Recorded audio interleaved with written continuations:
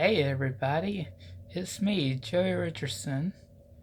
I know today the Braves are playing to see who advances to the NLCS, but I do want to go ahead and update on Georgia football. So they uh they played good against Tennessee, but it didn't seem like it at first. At one point, Georgia was behind 14-10 and then 14-13. But um, but I believe Georgia does strike first. I think Georgia did strike first. Um, yeah, that's right. I remember Fromm threw some passes for completions. Then he got him close. They got close to the goal line, and Swift would take take it in from take it in for a touchdown. I think the ball was caught really close to the end zone, like maybe a yard or two, maybe a few, but not too far out of away from the end zone. But Swift scored it. I think it was 7-0 in Georgia because I think Tennessee had a 3-0 on their first try. But Tennessee did start a true freshman at quarterback. It would be his first start since being at the school. I mean, I kind of was like, why are they benching the veteran QB4? Because he hadn't really done much since he's been the starter. There's a good point made that he probably isn't as good as he initially was supposed to be. I mean, he was like the number 3 QB in his recruiting class. So, but Maurer, I don't know where his ranking was. Not as high as the QBs Georgia get. But yeah, so Maurer, that's his last name. He started for Tennessee. He's out of Ocala, Florida. Not familiar with that area, but I think it's near Gainesville. But he he made a big pass to Callaway, and Callaway ran it in for a touchdown. So it's like 7-7 all. Georgia does sell for a field goal, I think. I don't know if Tennessee scored again or not, but I know the 2 touchdowns by Tennessee were passing plays. So Georgia did give up some air offense, some passing yards to Tennessee. So Georgia does. Rodrigo Blankenship, who's been really solid, he nails the field goal to make to put it to 10-7, I think. Then I think Tennessee may have scored again on a passing play, and it's 14-10. And then Rodrigo Blankenship, one of the field goals Rodrigo kicked was a 50-yarder. He would go 3 for 3 in this game, but one of them was a 50-yarder. He made it. That dude's got a leg on him. He's made 55 before.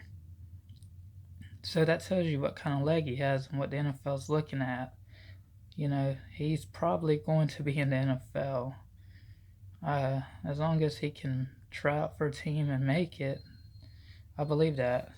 But as far as the game goes itself, I mean, Georgia in the second quarter does pick it up after being, because Tennessee did score in the second quarter, but here comes Georgia rolling in. Jake Fromm, he did very well. I think one of his touchdown passes. I'm trying to remember how he got. One of his touchdown passes went to Lawrence Cager. He had 5 catches for 58 yards and a touchdown. Not bad for the Miami grad transfer, the former Miami player who's a grad transfer. He's he does know how to catch. And as far as so Georgia goes with they just they score again, and they kick. Did they kick? I don't know. They I know there was two field goals in the first half, so they did get a couple TDs as well. Hmm. Harrigan got a TD. Swift. I think one of the TDs could have been Harrigan, but I can't even remember now. But Harrigan had a 41-yard run, which would be his longest ever in a game, and he would finish with 88 yards, and he's like the number 2 running back. 11 carries for 88 yards and 1 TD. Swift had 17 for 72 yards. It really hasn't been. I know Swift, everybody expected him to be a 100-yard rusher per game. Not when you have a talented group of backs. I still believe Swift could come out early and be a first rounder. But I think he would have to get more yards of the carries he gets. But, Kirby likes to rotate the backs in. That's what Coley does too, the offensive coordinator. So yeah, no more Chaney, who was at Tennessee. Now Chaney made Tennessee look good in that first half, but Tennessee did not score anymore after halftime, and Rodrigo would kick his third and final field goal attempt of the night, and he was 3 for 3.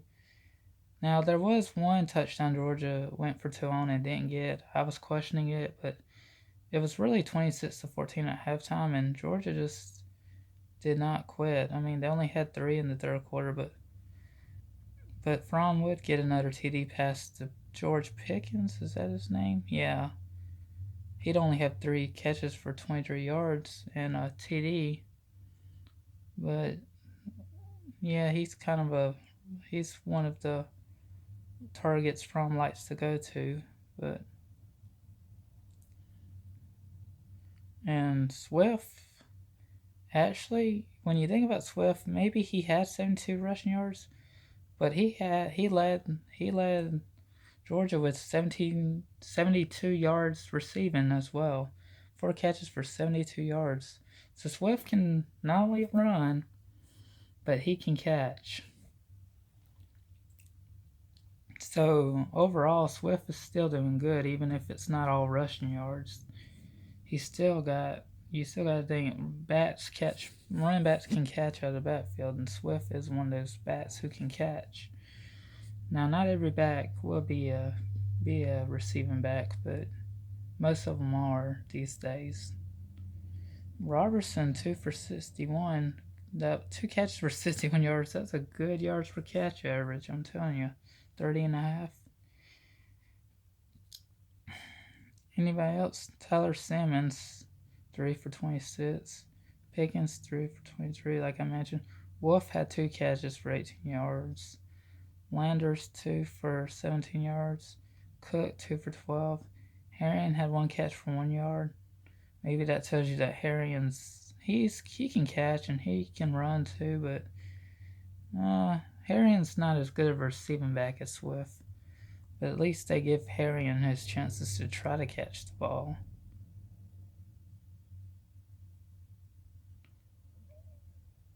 But yeah, Blaylock had a punt return for 6 yards. No kick returns for Georgia. Blankenship 3 for 3 with a long of 50, 13 points scored total by the kicker. Camardo only punted twice for 71 yards, 35.5 yards per punt. He did have a bad punt, so let's forget about that. But Fromm 24 for 29, 288 yards, 2 TDs, no interceptions. He even ran once for 5 yards, even though he's not a runner. And if you follow Georgia football, you'll know Fromm's not known for his running. They barely even let him run now because he is so good at throwing the ball. You don't want to risk him with injury, especially now. If he was a really good runner, I would say, yeah, he could run. You could do some run plays for him, but you don't want to run your QB, especially when he's more of a pocket passer who can get things done through the air, and you don't have to worry about his legs because you got running backs who can get you those yards. Then yeah, it's smart. I'm not sure if Fromm was supposed to run on that play or if every once in a while they will do a design run for Fromm, but they try not to run him if they can help it. So as far as Harrion, 11 carries, 88 yards, 1 TD. Swift, 17 carries, 72 yards, a TD. Samir White, he didn't get a touchdown, but he did have 57 yards on 7 carries. Salmons touched the ball 3 times for 19 as a, running plays. 3 for 19, not too bad. Then Franz 1 for 5. Yeah, he only ran once for 5. But in tackles, well, again, LeCount had an interception. He had 4 tackles and 1 assisted. Same stat for Webb, except no interception. Then you got some of these guys, as good. The defense is, as really good, especially. What about Tyndall's scoop and score for a touchdown? Was it Tyndall that scooped and scored? No, I think it was Crowder that did the scoop and score. Yeah, Crowder, I think, was the one who scooped the touchdown up and scored it. Yeah, but McBride, again, saw playing time as the score was out of hand, and he got 1 solo tackle and 2 assists. And yeah, depending on what happens to some of these underclassmen who are eligible for the draft, if they decide to leave, I don't wish anybody to leave, but I think McBride would stand a chance if he to play next year if some of the guys were leaving at his position. I don't know why I like McBride so much, but I do want to see him play more. So, but Tennessee, now they didn't do too bad themselves. It's just Tennessee's quarterback, 14 of 28, 259 yards, 2 touchdowns, 1 interception. He did get picked off. Yeah, and the backup who had been the starter for a couple of years, he's 1 for 5. He went 1 for 5. His first pass was the only one he completed for 14 yards. When he came in as to relief, the other guy who had taken some shots, Marver took some shots, so he had to leave the game, and Garantano stayed in. Well, the other guy came back in, then Garantano got some more playing time. And yeah, Garantano wouldn't complete any more passes. He had some chances near the goal line to get a touchdown pass, and Tennessee just kept airing it and couldn't get the ball to anybody. The backs didn't look too bad. Jordan, 9 carries for 47 yards. Ty Chandler, 7 carries for 38 yards. 5.2, 5.4 yards per rush, respectively. Garantano ran once for 9. And Gray, 5 carries for 5 yards. That's only 1 yard a carry. And Maurer, 7 for negative 29. Of course, he got sacked a bunch. Even though he's supposed to be a running QB, a good runner, he took some shots and got sacked some. But the wide receiver numbers look pretty good. Jennings caught one of Tennessee's balls for 7 catches, 114 yards. And Callaway, the other guy who caught the ball, 3 catches for 105 yards. Yeah, not too many times does Georgia get a 100-yard receiver, whereas Tennessee had 2 here. I'm telling you, they made some big plays. The receivers did. But the team's still relatively young. Pruitt is probably playing a lot of his guys. And Eli Wolf of Georgia, he transferred. He was a grad transfer from Tennessee. So I heard he wasn't doing much at Tennessee. So, yeah. So Tennessee did give Georgia a scare early on. And my friend Lauren, bless her heart, she was talking about that game was giving her a heart attack. I understand she's got heart problems, or basically she was saying that the game is not, her heart problems isn't helping with the way Georgia started the game. So I love you, Lauren. I really do, and just be glad your heart didn't nothing happened to your heart. I'm glad Georgia started getting explosive and putting up the points like we know they can. And so yes, I did.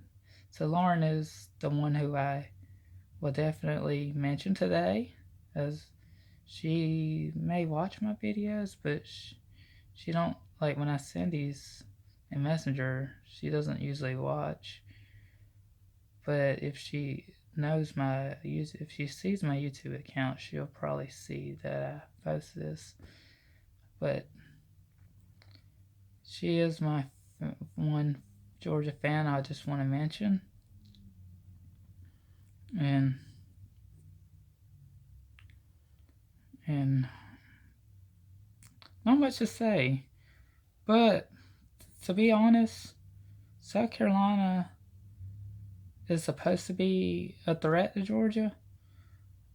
But I know Jake Bentley got injured and out for the year. He'll probably take a medical red shirt, more than likely. But I don't know. I think South Carolina. I don't think South Carolina will win. I think Georgia will win. It could be a blowout with the way South Carolina is not that great of a team. They lost to North Carolina as well, so that should tell you something. But I don't know. I mean, South Carolina might be ready to play. You never know in the Southeastern Conference who's ready to play, who's not. I just hope Georgia doesn't get themselves in a hole. I know they could easily dig themselves out of one if they do get in a hole. That's why you can't give up on Georgia. Even if you're a different fan of the team watching this, you gotta understand that Georgia is a good team. They just can't beat Alabama, or they haven't been able to. That could change this year or any other year following. And I just want to say thank you guys. I don't really have much to offer on South Carolina Georgia preview. I do see Georgia winning again. I don't know if it'll be close or not. I mean, Muschamp and Kirby are friends, but Will probably would be handed the L like he has been already. So, yeah, Kirby likes handing Muschamp losses. This is funny to say. But anyways, guys, thanks for watching, and tune in next time. Bye.